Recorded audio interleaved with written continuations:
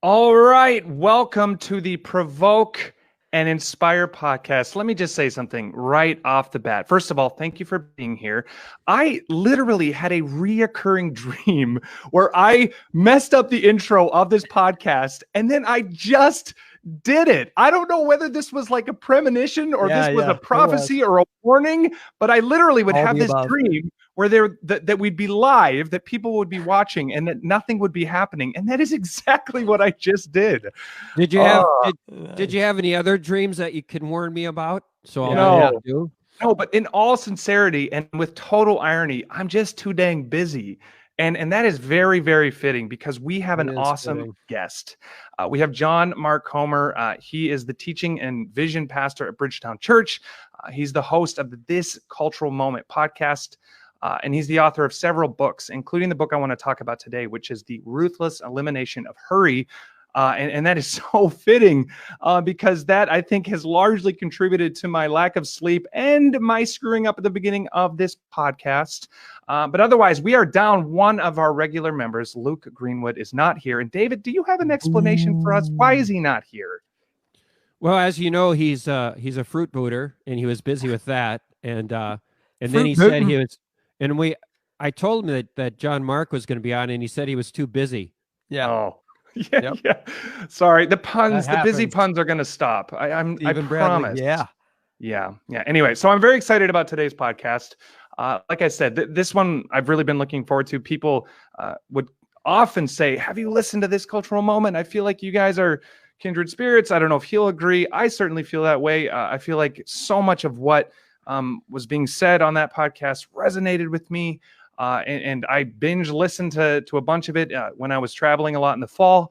And so I'm really, really excited for this conversation. But before we bring on John, I do want to mention a few things. We've had several really good podcasts this week. On Monday, we talked about the whole idea of calling and really discerning God's will for your life and trying to find a contentment apart from the things we do. I think it's actually a fitting topic related to today as well, because I think a lot of the problem of busyness is wrapped up in identity and the idea that I am valuable because of what I do. And that drives this engine of busyness that I think that a lot of us deal with. And so we talked about contentment and joy in just being a son or daughter of Jesus.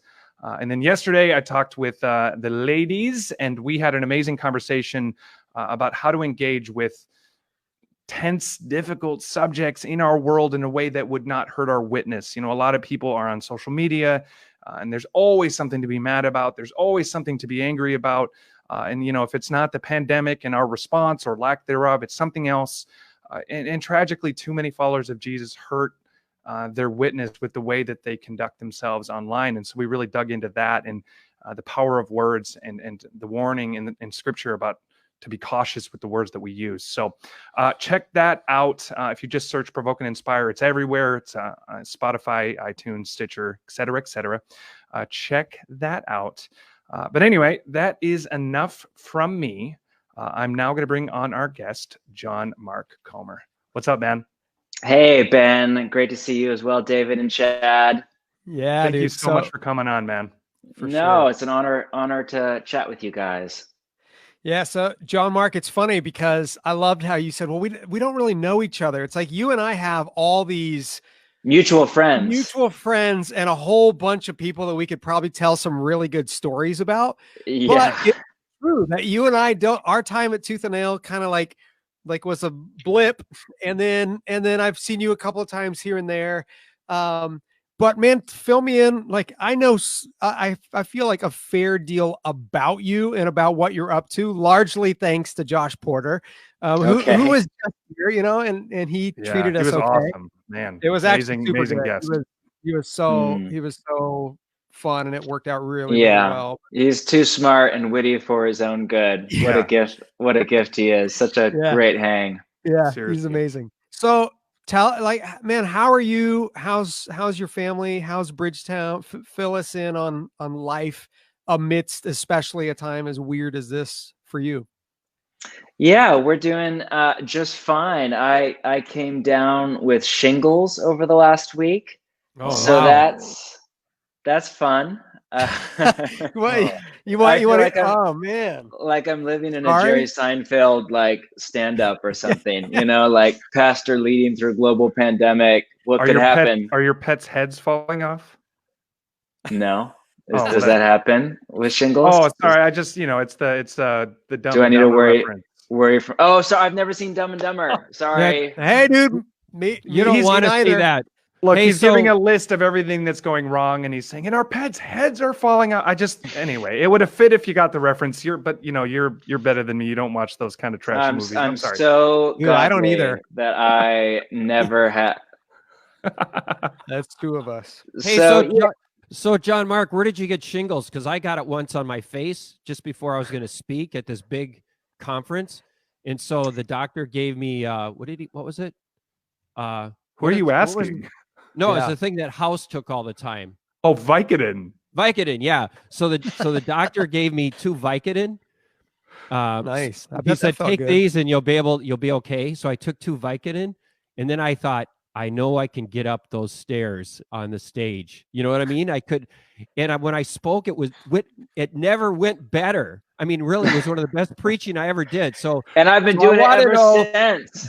So did you take Vicodin, and did it help you be a better speaker? No and no. I'm so sorry to disappoint. Yeah. You know, it's on my side. So I don't know. I didn't know anything about shingles until a couple days ago. It's on my side, which is apparently where it mostly is, a little bit on my back. But then I read it also, you get it on the face. So I have nothing to complain about. I think I have a mild case, and so far it's not on the face. So got to protect the moneymaker, as they say. It's terrible. I mean, you don't want it on your face. It's not really a good look, you know? No, I'm so sorry. And how long did it take to go away? It sounds like it takes a while. Did it take a while for yours to go away? Like a few days, I think, or something. I read like 3 to 5 weeks, and then some people say 3 months. So that doesn't sound fun. No, you're not going to have it that long. You can. Yeah. So I thought I was really healthy and doing good, and a strong immune system, and caring for my body, and apparently I was wrong. Great. This comment from Andrew is perfect. I just hopped in, and all I've heard about is shingles, Dumb and Dumber, and Vicodin. You're just here to enrich your spiritual life. Yeah, I have a lot of notes, none of which included any of that. So I'm sorry, but all right. We're not telling anyone they should take Vicodin either. No, right? I thought that was the whole point. Or are we? No, I don't think so. Oh, all right. All right. Anyway, I have a mute button, and I'll use it if I have to, David. But anyway, all right. Transitioning. Overall, I'm doing well. My family is well. We have nothing to complain about. We are healthy, other than shingles. Nothing to worry that won't go away. We are in a home, not in a studio apartment, which in the city it's a gift. I recognize that's not normal. You're in Portland, right? Portland, Oregon. Yep. Been here pastoring for 17 years at our church, and we're right in the city, trying to lead a church through a global pandemic when we can't meet together even in homes, much less in Sunday gatherings. So very fascinating, hard, difficult, good time to be alive. You know, it's a weird mix of the most stressful leadership thing I've ever encountered, and also in a weird way, kind of a welcome break. Maybe not right, but from the kind of some of the busyness and some of the Sunday, we had a lot of gatherings on Sunday. So part of me is like exhausted as a leader, and the other part of me, the introverted part of me, is kind of loving this chance to kind of reset and reconsider life and reconsider commitments that I'd been in for many years and what they were doing to my soul. Which for me would be weird things like preaching, multiple times on a Sunday into the night and stuff like that. It's a really good time of soul searching. God's been doing a deep work in my spirit over the last 2 months of really exposing my attachments, or as the Calvinists would say, my idols, these things that I think I need to be happy that don't go by the name of Jesus. So it's been a lot of inner work, a lot of outer work, a little bit of rest, a lot of work and stress, a weird mix of the time. Yeah. And it's in a weird way, it's like, for those that have wondered if they'll ever live through a truly global event, I mean, you can certainly check that off the bucket list. I mean, I would often have conversations. I remember specifically a few months before this started, reading a book about these young lives that were completely disrupted by World War II. Like they were all heading in one direction. all had their dreams, all had their plans, you know, and this was Americans. And so when Pearl Harbor happened, just the entire society just shifted, everybody. Yes, everything. Life was put on hold. I was thinking, how bizarre would that be? And then lo and behold, here we are. Now, I don't want to make comparisons. Obviously, they're very different, but man, to want to take everything out of this that we can is exactly my sentiment as well. And I think this perfectly segues to your book, because what a fitting time to assess the things that we are attached to. And I actually have found in a really kind of weird way that I've become busier in this time, and I don't like that. And I don't know what that is. I don't know whether that's because I do a lot of things online and maybe now that's become the focus. I don't know whether this is just exposing an idol that's been there all along. But can you talk a little bit about the journey in writing this book? Because I don't think there's anyone listening that is not nodding along saying, yeah, it's like you said, it's the ubiquitous response to how are you? Well, I'm busy, you know? So can you tell us a little bit about that journey? Yeah, well, I mean, first, I like to distinguish between busyness and hurry, you know, and this is semantics, but when there's a type of busyness that just means you have a lot to do. Right. And by that definition, Jesus himself was busy. You could argue he was very busy. It just means you're not wasting your life playing Call of Duty, you know, all day long, but you're generative. You're giving your life away to something that is eternal and that matters in the soul of other people. And that's fine. That's great. That's healthy, even, and generative and loving. But there's another type of busyness, you know, that I call by the name of moniker hurry, you know, what Rolheiser calls pathological busyness, which is when you have not a lot to do, but you have too much to do.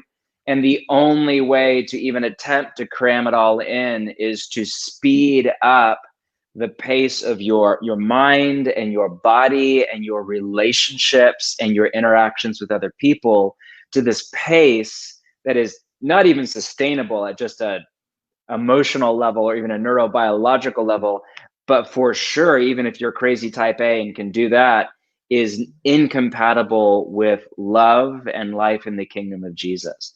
And so that's the basic thesis of my book. You know, it's all built around this conversation that I didn't even have. It was between John Ortberg, who's a hero of mine, and the philosopher Dallas Willard, who's played, both men, but Willard in particular, have played an essential role in kind of the shaping of my consciousness and my grasp of what it means to follow Jesus. I'll sometimes quip that, you know, N.T. Wright taught me how to read the Bible and Dallas Willard taught me what it means to follow Jesus. But, and it's really just built around a conversation they had in the mid-90s, like way before the phone, before the internet, before all of that, when Ortberg was just getting sucked into the busyness and overload and exhaustion of church life. He's at a large church at the time.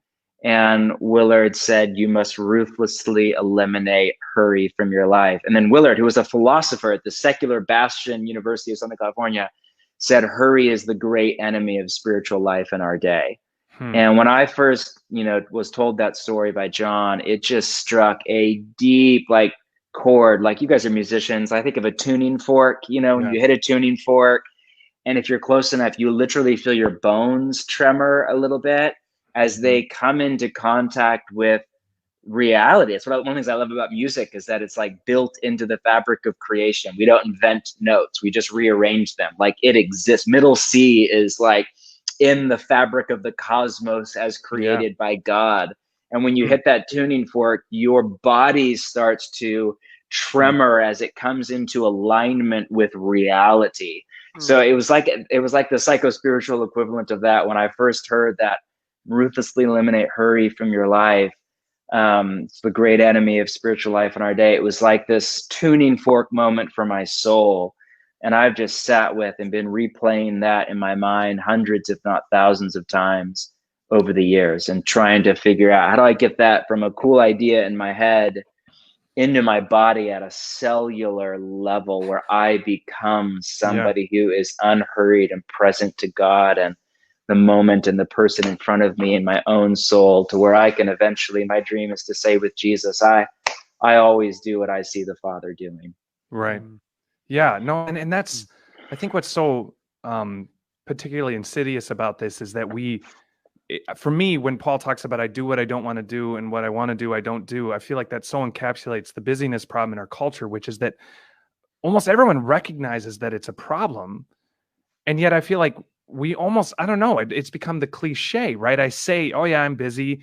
But we wear it as a badge of honor in some senses. And then in the other sense, we kind of recognize the problem that it creates. Yes. And we this submit weird paradox. It's so interesting that you just quoted Romans 7. You know, I don't know how into theology you guys are, but what most evangelicals don't realize is that's a very disputed passage. And since Martin Luther, even Western evangelicals have read that as a statement about what it feels like. And that Paul was saying that about himself. Like, I always do what I don't want to do, and I don't do what I want to do. And I have this existential angst, who will save me, body of death. That's like the kind of Protestant reformational evangelical read.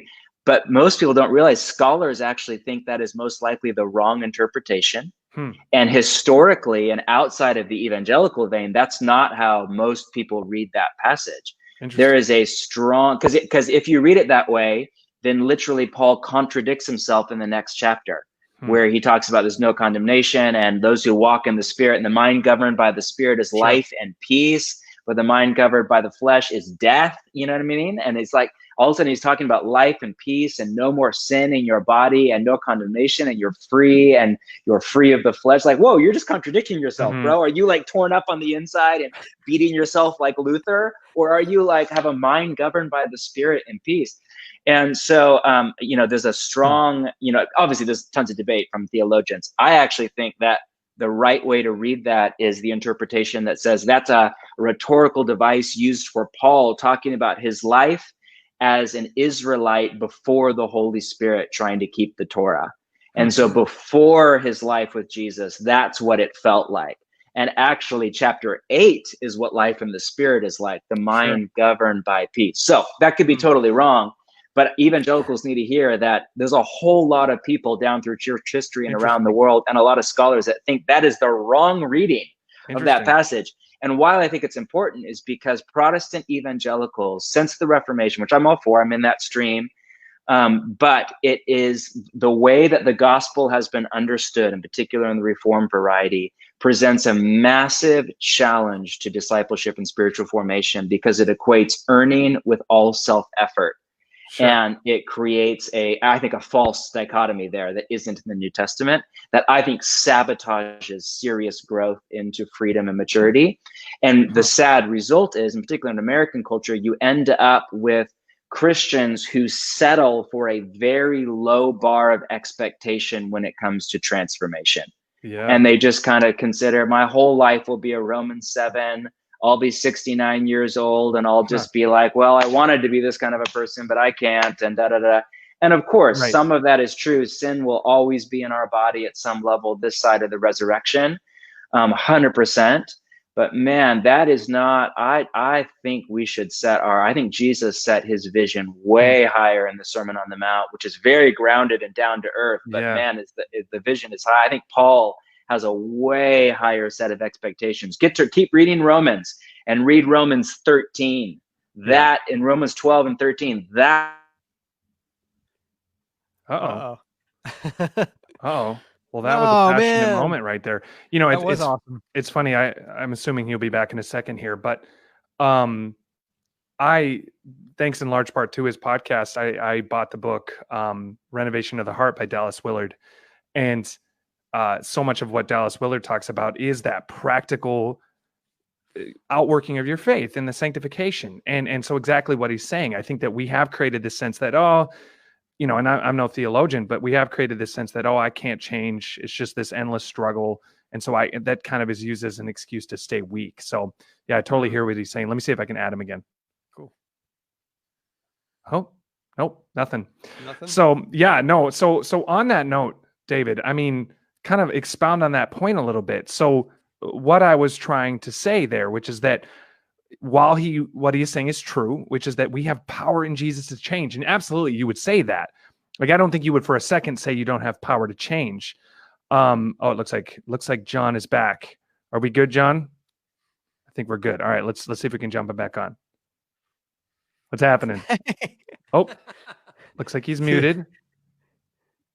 Dude, that's either the most legitimate background ever or it's a really funny Zoom virtual background. No, I like that. I like that. It adds a certain gravitas. It definitely keeps me guessing. Are you back? Big time. I think we're back. I'm so sorry, guys. Hey, it's okay, I'm dude. Anti-technology guy who just left his computer die and didn't realize. I'm so non-professional idiot, make a fool of myself. It is all good. It is all good. Expound on what you were saying, because there's grace even for you. There is. I totally hear what you're saying, and I actually mentioned this while you were scrambling to rejoin. I bought the book Renovation of the Heart because of your recommendation, actually, on your podcast.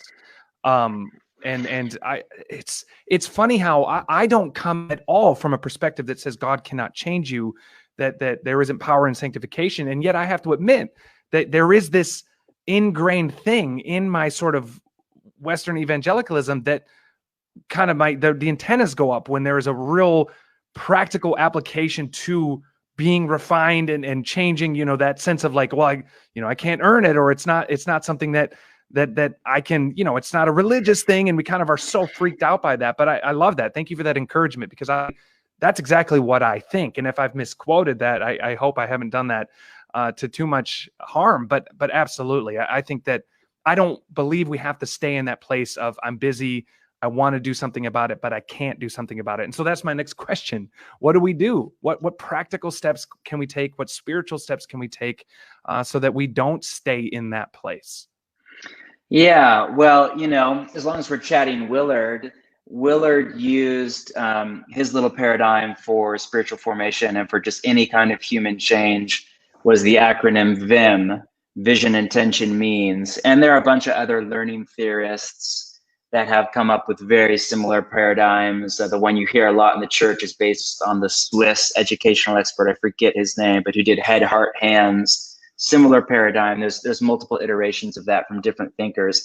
So to change, whether it's like to become a person who's unhurried and loving and present in the moment, or just to lose 10 pounds or to get out of debt, whatever the change is, major or minor, first you need a vision of a kind of life that could be different. So in your mind and imagination is where Jesus as a teacher came in and just would tell stories about life in the kingdom of God that subverted other people's expectations of social norms. You need a vision.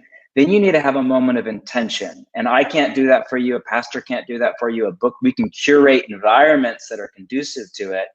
But each of us has to decide in our heart. I hear compelling visions for all sorts of things every day, and I don't decide. Like I watch this thing, like I was watching a YouTube thing the other day, and this advertisement popped up of this like model, good-looking dude doing these like crazy sprints and track exercises with these like 8-cut abs, and I was inspired. That put a vision in my mind of the potential person I could become. And then I thought, nah, no way. That's way too much work. And I like red wine and chips and salsa, like I'm not doing it. And I don't want to work out 4 hours a day. So you have to have a moment of intention where you decide in your heart, I want, but still that's where often in the evangelical model, things stop. Inspiring sermon. Yes, I want it. Let's go do it.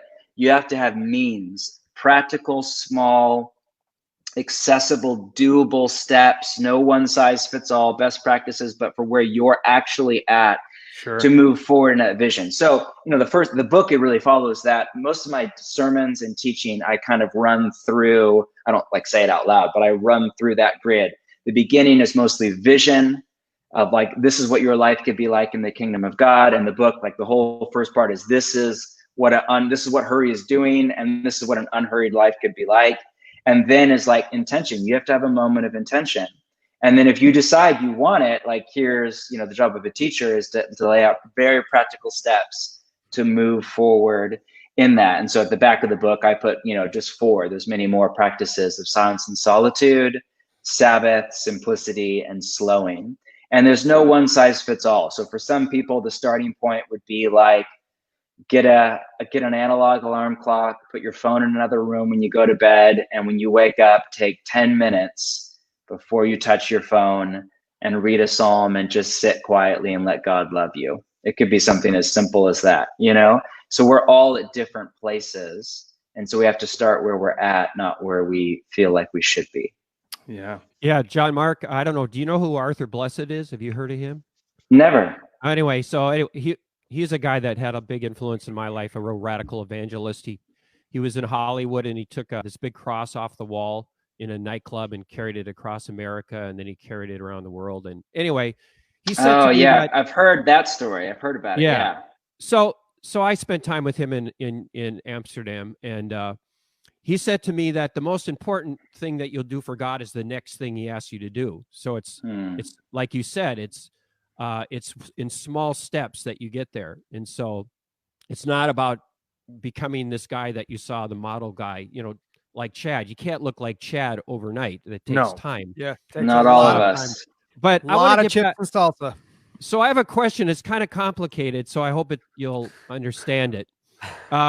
So we do a lot of special effects in our band, and so we had a guy who built our special effects, and we have a place in Germany where we do that, and so he was working on our special effects, but then he was like, "Hey man, we're getting ready to go on tour." He's going, "Hey, I need a Sabbath." You know what I'm saying? It's like, I can only work a certain amount of time, and then I have to have a full Sabbath.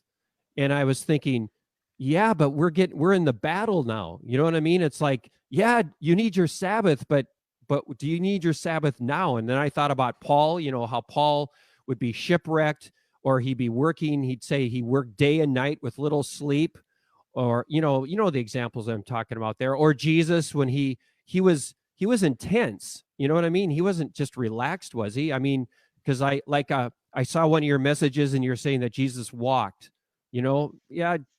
that we should walk with him. And that's significant because it's not running, he walked. So I guess I'm not disagreeing with anything you're saying. I think it's really a challenge to me, but I'm trying to understand the tension there between not being in a hurry, but the building's on fire and the world is so lost. And sometimes I'm in really intense, difficult situations and I don't get any sleep, and I am in a hurry because they're after us, the secret police or whatever. So how do you do that?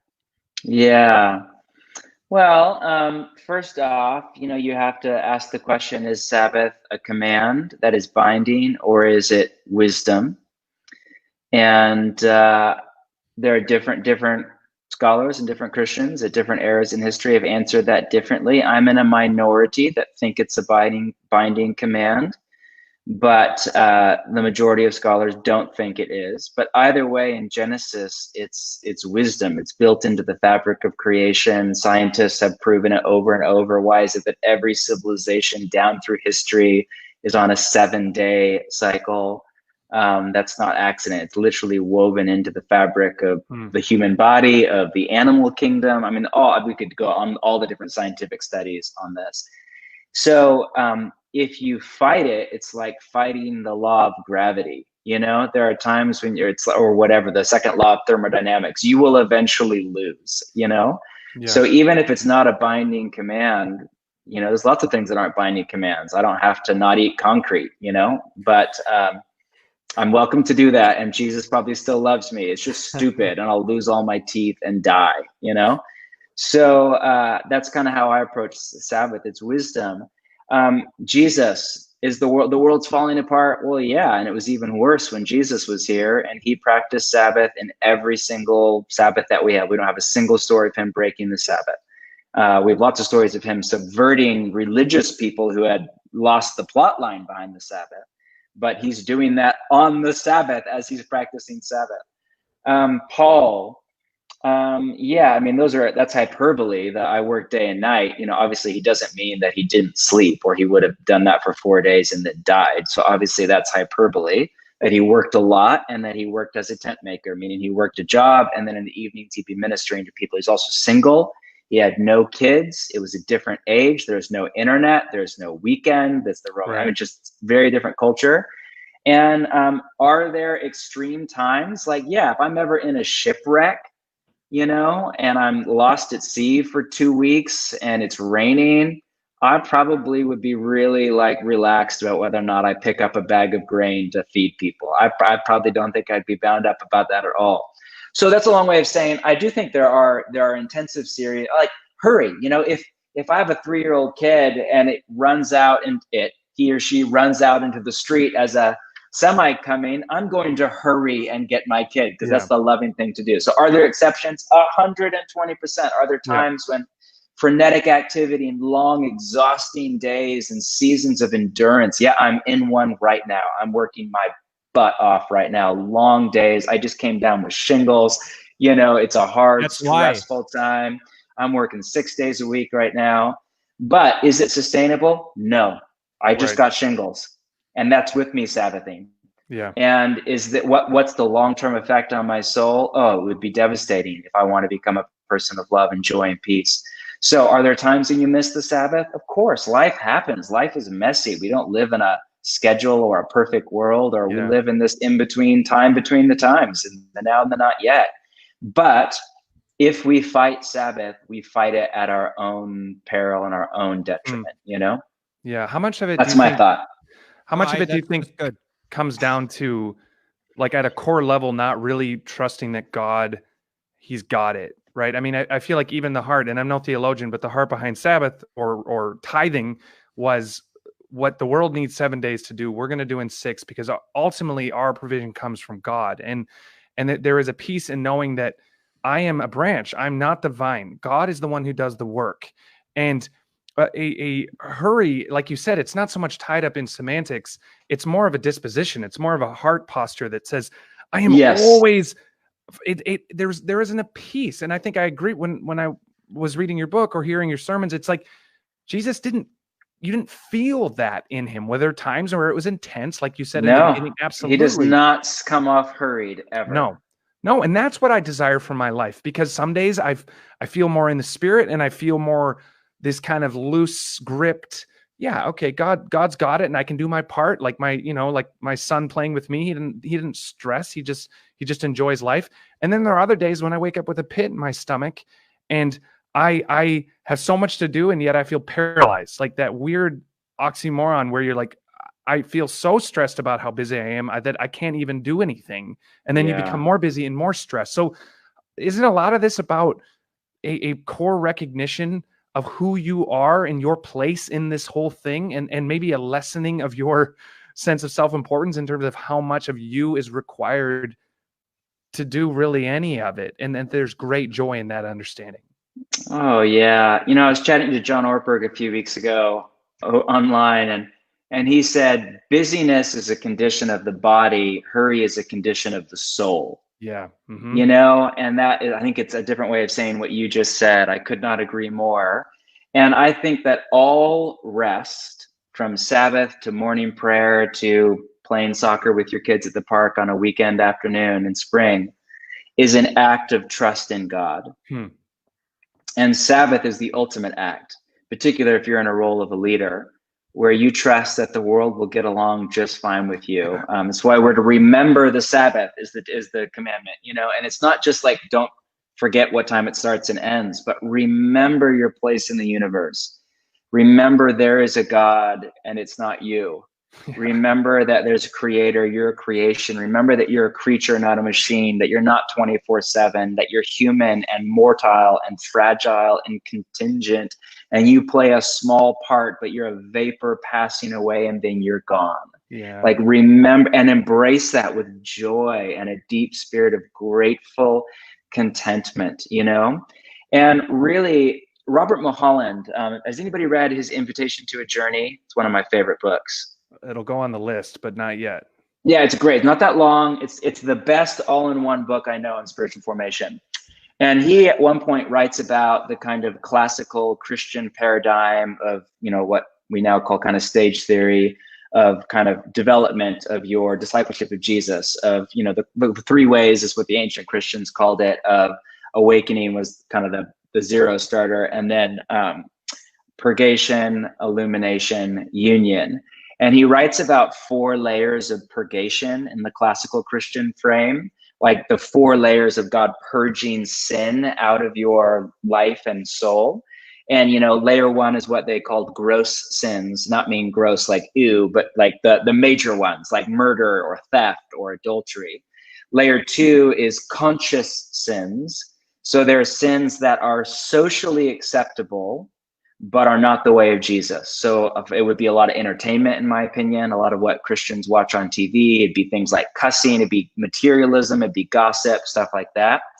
Layer three is what he called unconscious sins, which are like sins we don't even realize. They're sins of like omission, not commission. There's sins of motivation where you do the right thing, but for all of the wrong reasons. Yeah. And then layer four, like the bedrock, the deepest layer where we are most in bondage and most in need of freedom and healing from the Spirit of Jesus, and farthest from the kingdom of God in our soul, way below our body and what we do with our body, way deep down in our soul, is what he called trust structures, which are the things we look to. Thomas Keating called them our emotional programs for happiness. Psychologists call them our attachments. Calvinists call them our idols.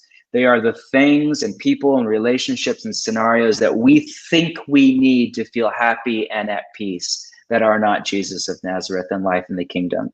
And I say that because for serious Christians who are about the work of the kingdom of God, and pastors who are like paid to do that, so we're the worst offenders here, those last two layers of unconscious sins and trust structures are so important, because it's easier for us to do the right thing for the wrong reasons or for the wrong emotional needs, and then to make it look like virtue when in reality it's anxious attachment or ego or ambition or a father wound or a shadow. Because we can go out and be preaching the gospel and traveling the world and teaching and doing podcasts and leading a church and mentoring people and doing discipleship programs, and we can do all of this good stuff, and it can come not from a place of abiding and Jesus' call in our life and good generative agape love of the kingdom.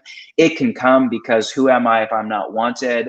Who am I if I'm not famous? Who am I if I'm not a spiritual leader? How in the world do I control the situation and make sure everybody does what I need them to do in the way of Jesus, or does what I tell them to do? I mean, it can come from so many dark places of ego, fear, control, attachment, insecurity, lack of identity, wounding, a sense that I have to control. I mean, I feel more temptation as a pastor right now to lead out of anxiety and a grasping for control than ever, because it's like, who am I as a pastor when my church literally can't gather? Not even like house churches. Like, we literally can't get together at all.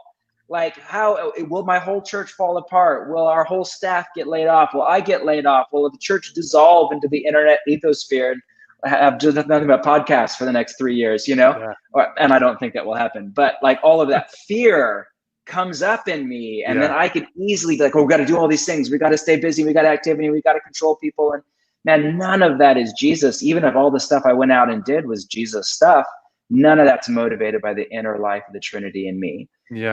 So that's a long way of saying, yes, I think that for us, we have to be especially self-aware that we don't go out and do very good kingdom things from the four gospels that Jesus is all about, that are far outside what he's actually put on us. We have to remember, we're not Jesus. We're the body.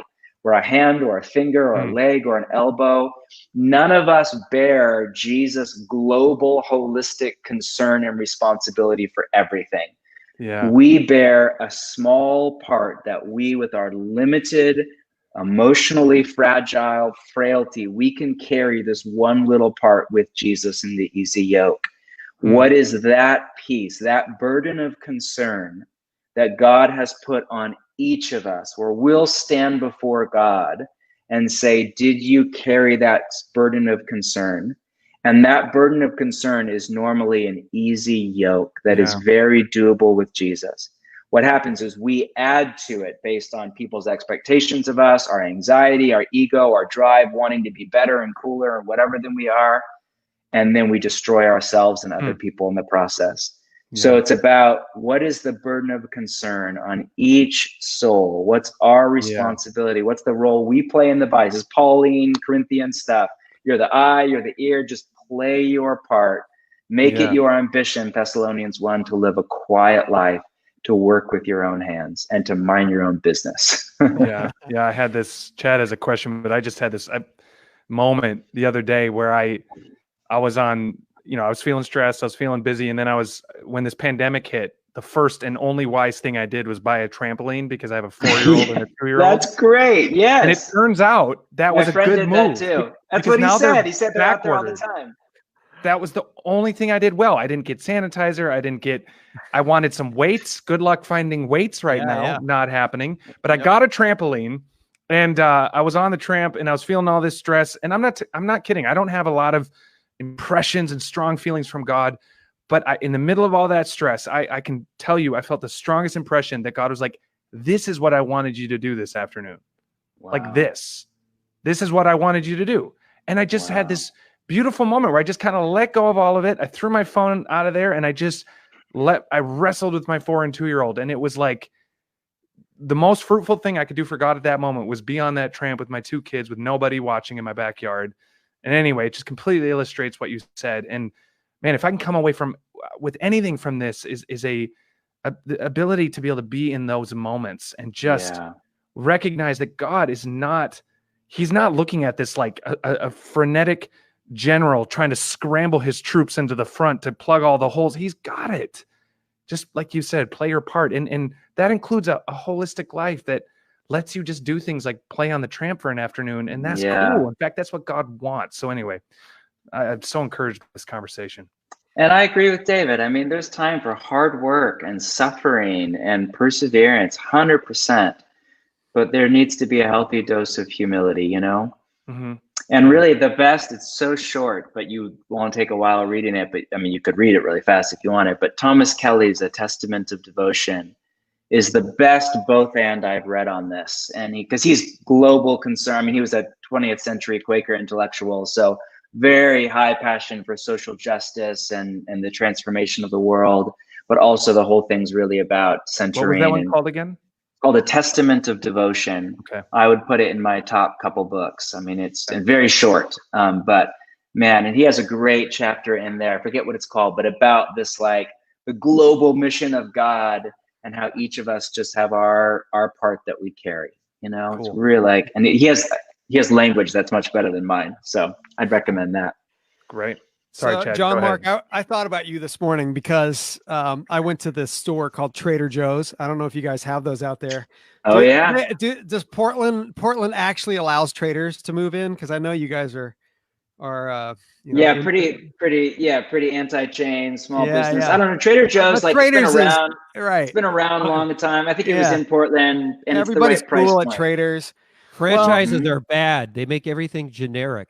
Yeah, but Trader Joe's is great. They're German. It's all really high quality. Anyway, I'm at Trader Joe's this morning. One of the ways that I can serve my family in a pandemic is be the grocery shopper. Like, I'm going to go face the big bad coronavirus at Trader Joe's myself for my family. That's what I'm willing to do. So I do that every week, and I've actually come to enjoy it, except I'm like a get in, get out kind of guy with a list, like going through the list, trying to get everything, check it all off, call, my wife, hey Siri, call Beth, blah, blah, blah. And did I get this? Siri's trying to call Beth right now. Sorry. Siri, disengage. But the reason I thought of you is you have this brilliant idea to take the long road and to look for the longest line at the grocery store and get in the long. That was pre-COVID though, man. Oh, all right. Because I was curious about that. How long is the line now? Like Trader Joe's here, it's like an hour to get in. Yeah. It's brutal right now. 6 foot. You got to wait outside down the block. Yeah, we've been fasting a lot. This morning I was committed to this call and to honoring you that when I got to the end with my full grocery cart, I looked both ways and I was like, where is the longest line? And there was literally nobody in any single line I'm not lying, at the entire Trader Joe's. So I just went to the one closest to me. So oh man. Yeah. Was that a question? You got the intention of heart. Like and you got to go through fast. Did you have a question, Chad? Yeah, but that's true. That was more of a statement. But my question is, I really appreciate your transparency and sharing shingles, the like crazy busyness in the season that you're in. Yeah, real life. And yet what I don't hear or feel coming from you right now is a sense of being disengaged, or let's hurry up and let's get through this so we can get to the next thing. How in the midst of all the craziness, shingles and all, are you able to just stay present in this moment for us and for these listeners? And I don't know, I guess I just feel pretty blown away by that and want to honor you for that. But I want to learn from what I'm perceiving. Oh, dude, I don't know. I feel like I have so far to go. I mean, I love that I've maybe fooled you, but I think about it kind of like, well, I mean, a lot of it has to do with the mind and your body. And so you put these little practices or spiritual disciplines or many things that people wouldn't consider to be a spiritual discipline, which for me very much are, like, a digital rule of life, some of the rhythms I have around my phone, other things like reading poetry or walking my dog in the forest once a week. You put these little think about a discipline. All right. So let's just talk about spiritual disciplines for 2 seconds. Sure. A discipline is any activity of mind and body that is purposefully undertaken to do something that you currently cannot do. So think about an athletic, or let's use the musician one.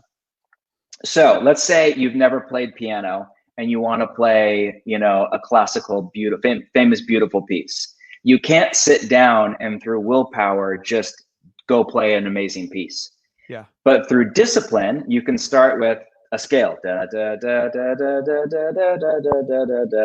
You can start with that. That's something that is within anybody's capacity. You can start there.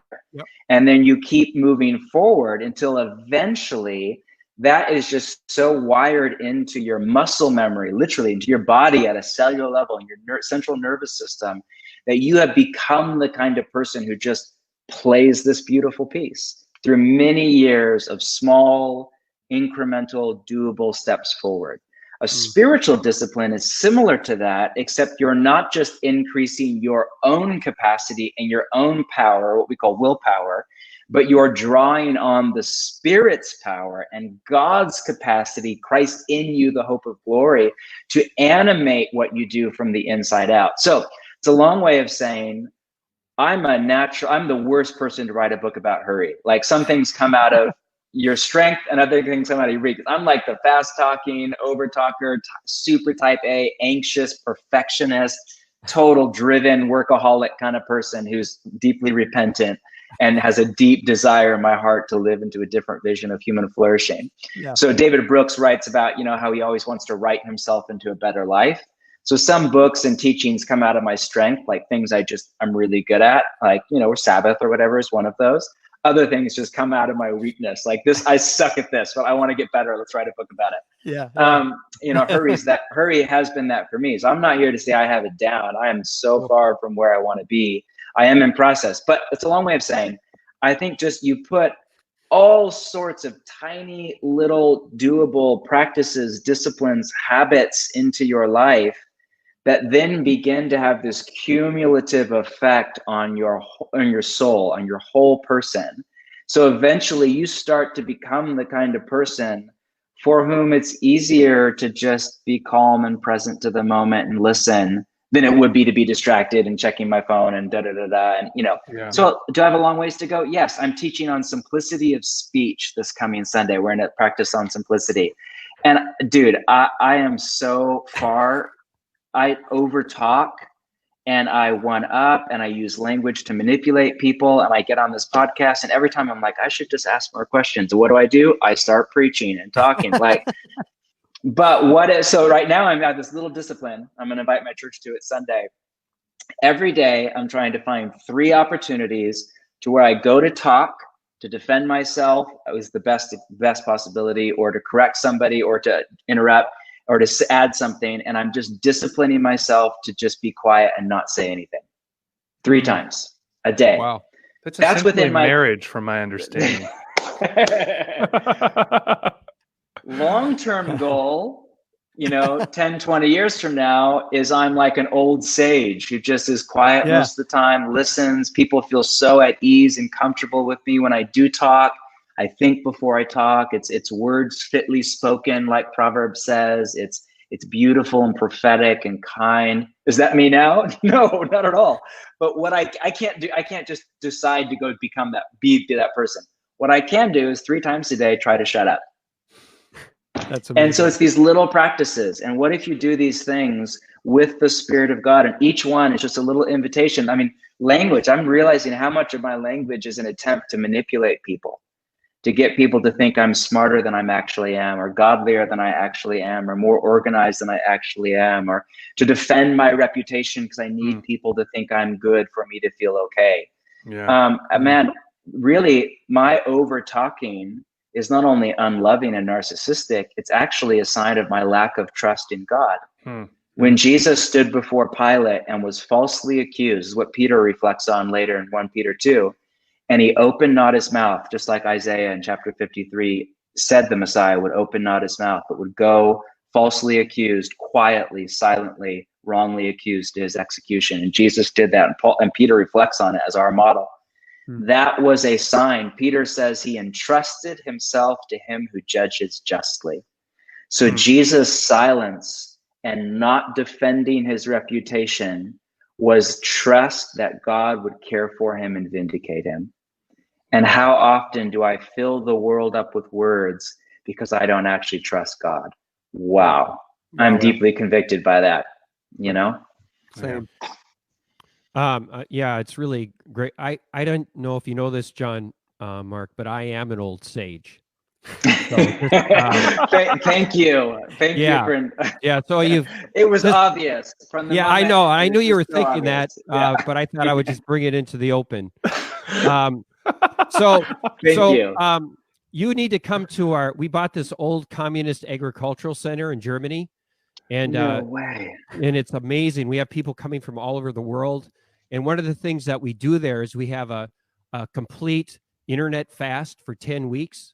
So everyone has to go offline for 10 weeks. Everyone's like twitching and foaming at the mouth for the first week. People go crazy. And then we have a day of silence. So there's also a day of silence. And on our wall, it says, God rewards those who seek him with a desperate heart. And so it's very contemplative, but then we have a lot of teachers and we do a lot of crazy stuff. But incredible. Man, you got to come. But yeah, I guess, bro, what's the name of this? I want to Google it right now since I am on the internet. Yeah. Okay. Steiger International is the name of our mission. How do you spell that? STEIGER. Yeah, you'd be .org, Steiger.org. Yeah, I mean, you would be so perfect to have you come and talk on the Sabbath. And oh man, anyway, it sounds incredible. But you would love it. You would, and the average age is probably 25, something like that. We have people from like 20 countries. It's amazing. But the whole thing, but this whole thing with the internet. This is where it's our mission school that we run out of there, and this is Steiger.org/SMS is our kind of the main page for it. But anyway. It looks incredible, you guys. Yeah, I mean, we're doing an online school with like 1,000 people in a couple, like next week. But my point is this whole, don't you just like the internet? It's like you go out to a cafe and people are just, myself included, staring at my phone. And it's just like, I hate it. I feel like zombies have taken out part of my brain. You know what I mean? It's like so insidious. And Sherry Turkle's line, alone together. Alone together, yeah. Alone together, absolutely. And so you have this epidemic of loneliness all over the planet now. And that comes from a lot of different things, not just the internet. But so how do you deal with that? Or how do you try to get unhooked from this thing that sucks our soul away? Yeah, well, like most people, frequently unsuccessfully, in all honesty, and maybe unlike a lot of people, in my kind of world I live in. You know, I came up with a digital rule of life. So I'm not sure if you guys use the language of rule of life at all. That's alien language to modern kind of Western people. It's very ancient Christian language. But I have like a digital rule of life, which a rule of life is not a list of rules. It's a rule singular, not plural. But my digital rule of life actually is just a list of rules. And some of it is basic stuff like no phones at the dinner table, no phones when I have coffee with somebody, leave the phone in my backpack or car. Others would be a little bit more serious, like digital Sabbath. So once a week, my phone is off for 24 full hours. Actually, for me, it's longer. I turn my phone off every Friday about 4, and I don't turn it back on until Sunday morning, fully offline. So our whole family, we got teenagers, wife. You come over between Friday night and Saturday night. Saturday night, we do a movie as the kids, and we don't have a TV, so it's on a laptop. But there's no iPad, there's no phone, there's no internet, there's no TV, there's nothing for 24 hours, no digital interface. A big one for me that's been transformative that I think everybody should do is, you know, Andy Crouch calls it parenting your phone. Tech-wise. So if you have little kids, you said you have a 4-year-old, Ben? 4-year-old and 2-year-old, yeah. So I'm guessing your 4-year-old and 2-year-old go to bed before you go to bed. Yeah, well, hopefully. And I'm guessing when you do well, they get up after you get up. You know? Yeah. And because you need those bookends, you know, if you want to be a healthy parent. And in the same way, you know, parent your phone. So I turn my phone off most nights at 8:30 p.m.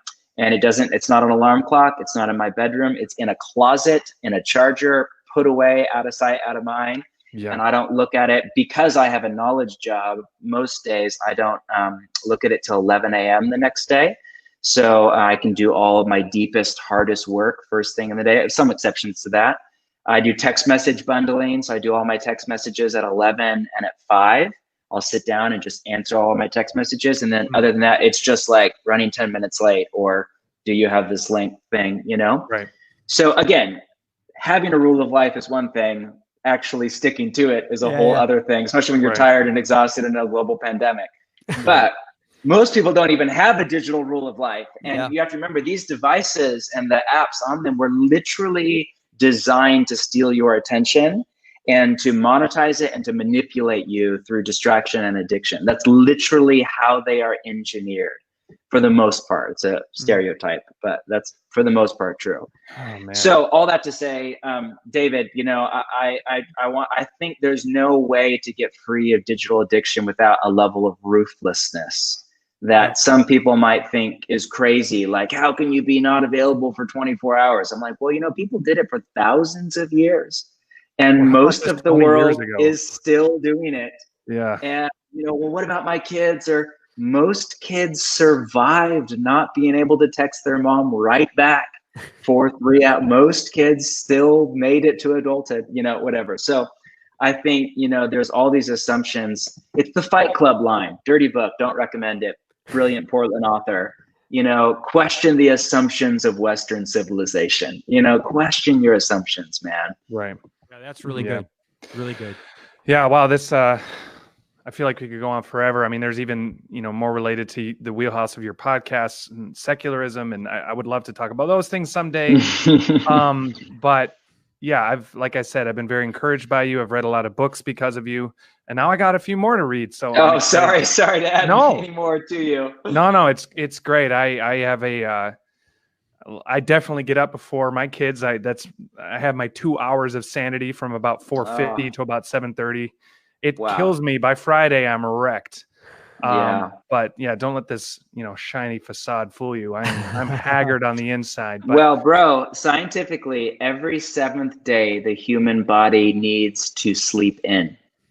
Well, that's good because there you go. I do get it, and it's coming. Man, there's so many things. I mean, even what you were saying earlier about the idea that, you know, this myth that if we work harder, we'll do more. There was a podcast I was listening to from a sleep study scientist, and he talked about that cliche, well, I'll sleep when I'm dead. Well, you'll be dead quick if you don't sleep. Yeah. Activity is not the same as productivity. Absolutely. 100%. And he talked about society as being like, if you're thinking of boiling a pot of water, the best way to boil the pot of water is to set that thing to 100%, boil the water, right? You get it done quick. But most people, they're not working that way. They're at a 2 for 8 hours, where they would get a lot more done if they'd be at a 10 for 3.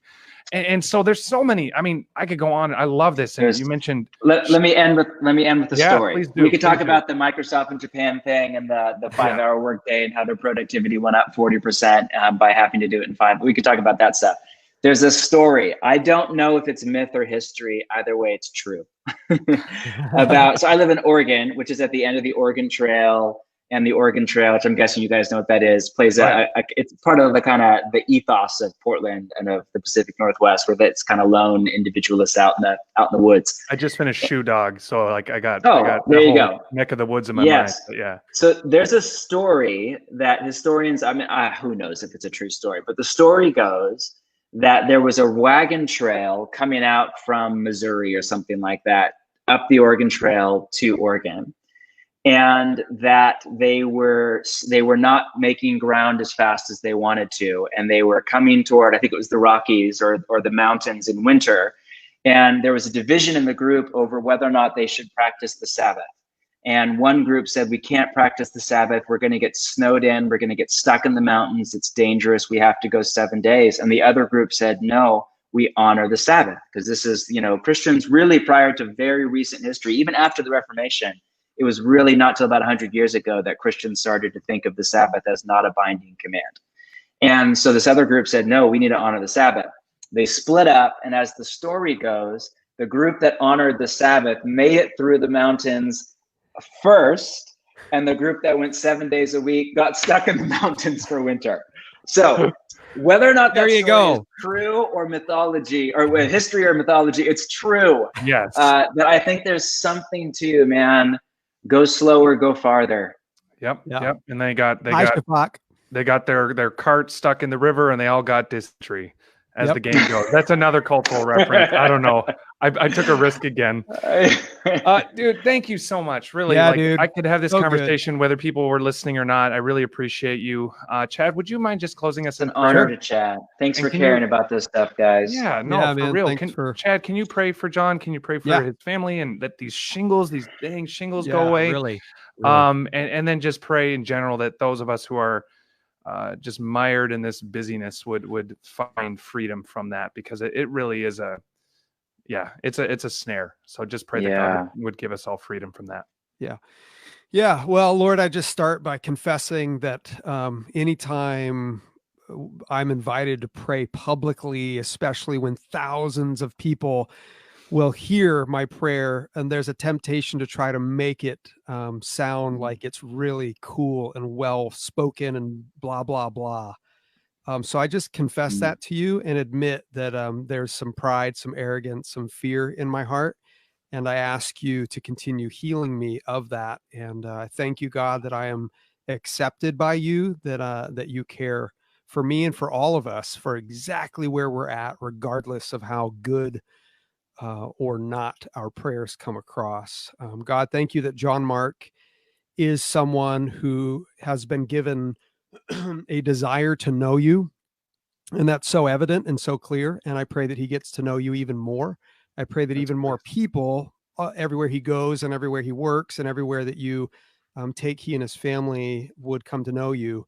And we just invite you to teach us more about disconnecting, about being less addicted, less hurried, and just pull us deeper into you. In Jesus' name, amen. Amen. Awesome. Well, thanks for listening, guys. And I don't know if there's any unique way that you want people to connect to you. Is there anything you want to throw out here right at the end, or do we just sign off and call it? We're in the age of the internet. I do have a little book about a lot of the stuff we're talking about called The Ruthless Elimination of Hurry that's out. But check that out. So this podcast will come out audio format tomorrow, about 24 hours from now. Rating and a review. Yeah, no hurry. What's the rush, man? Take your time. True. We got to give it 48 hours at least. Come on. Yeah, I know. I need another coffee. Anyway. All right. Thanks, guys. Love you. Thanks for checking this out. And David? No, I'm just saying we do need to keep this going, John Mark. I feel like we're supposed to spend some time together. So I hope that works out. Yeah. That'd be amazing. I'm not often on communist communes in No. Germany. But Communist next time I campground. am, where I'm coming. You had me In at this, yeah, you former definitely communist something in you'll love it. Germany. I was like, yes, I'm in. I'm in. I No don't know what it internet. is. I don't know, but no internet with former communists in Sign me up, Germany. sign I'm me up. in. All right. Well, Yeah. anyway, The thank you fuck, we love you guys. too. And Do this is my first time doing this StreamYard. Do I just hit leave studio here? here's what's going to happen. I'm going to hit this little outro. Some music's going to play, and then we're going to let the people go, and then we'll say goodbye to you. I just messed up all your cool stuff. No, this is cool. It's real life. It's real life. No, so don't go anywhere. Don't hang up. Here comes the outro.